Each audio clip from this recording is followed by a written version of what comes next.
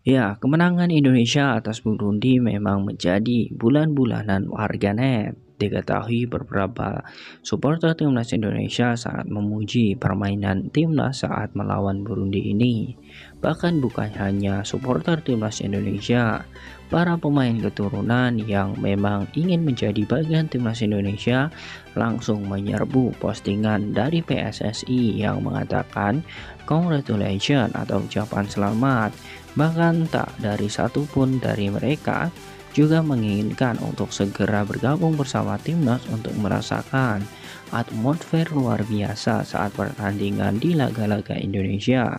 Ya, ini menjadi hal yang sangat bagus. Ada beberapa pemain keturunan yang memang tak sabar untuk bisa membela Indonesia. Bahkan dari beberapa pemain ini pun ingin segera debut di leg kedua nanti. Ya, ini menjadi hal yang sangat luar biasa dan patut kita tunggu apa yang akan menjadi gebrakan dari PSSI dan juga beberapa elemen sepak bola nasional untuk bisa memperbaiki timnas.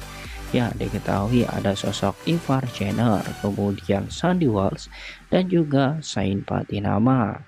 Diketahui ketiga pemain ini sudah memposting, bahkan sudah dicapai ribuan like untuk bisa melihat postingan dari ketiga pemain keturunan ini.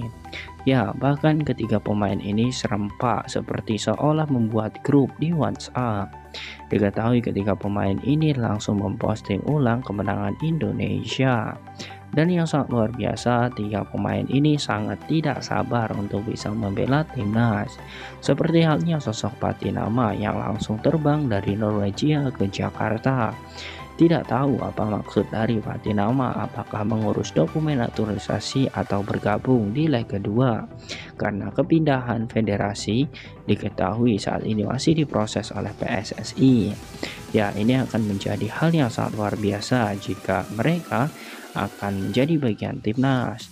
Tentu untuk Sandy Walsh dan juga Sain Patinama bisa saja bergabung. Namun untuk Ivar Jenner posisinya saat ini belum selesai untuk dinaturalisasi. Tentu ini akan menjadi kabar gembira jika tiga pemain keturunan ini ikut debut di leg kedua. Namun sepertinya itu akan menjadi kemungkinan kecil. Namun doa serta harapan dari mereka bertiga akan menjadi semangat dari para pemain-pemain timnas yang berjuang di leg kedua melawan Burundi nanti. Tentu di leg kedua Burundi akan lebih serius, namun Indonesia akan mematangkan skuad lebih dalam. Ini menjadi prestasi tersendiri bagi Sintayong. Lantas bagaimana menurut kalian? Apakah kalian yakin di leg kedua nanti Indonesia masih bisa memenangkan laga? Silahkan kalian tulis di kolom komentar.